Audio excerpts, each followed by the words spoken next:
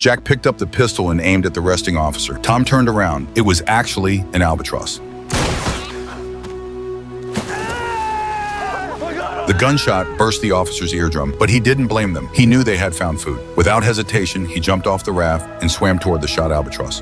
The food was within reach, but suddenly Tom and Jack were horrified to see a shark swimming toward them, drawn by the smell of blood. The officer noticed it too and quickly swam back holding the bird. Tom and Jack tried to help, but the pistol jammed at the worst moment. They had no choice but to paddle with their hands to buy the officer some time. Just as the shark was about to catch up, the officer reached the raft and climbed back just in time before the shark could bite. They narrowly escaped. Looking at the massive shark beneath them, the three were filled with fear. Thankfully, the food was still intact. Without resting, they split the bird into 3 parts and ate. But the meat was barely enough to keep them going. They were still hungry. Even worse, Jack discovered they had drifted off course. They were getting farther and farther from land. He was anxious and blamed the officer for going the wrong way. According to the route, they should have reached the island 3 days ago. The officer was also anxious, repeating "I'm sorry" over and over, but obviously blaming couldn't solve anything. After they calmed down, they immediately took out the sea chart and planned a new course. To make up for his mistake, the officer cut open his leather shoes with a small knife, kept only the soles, then made 2 holes in each and tied shoelaces through, turning them into simple paddles. Like this, the 3 of them took turns paddling and headed in the new direction. Smiles finally returned to their faces. But under the burning sun, soon they couldn't smile anymore, not even talk. Tom even began to hallucinate, scooping up a handful of seawater, wanting to drink. Luckily, the officer noticed in time and stopped him, avoiding disaster. That night, the sky brought rain.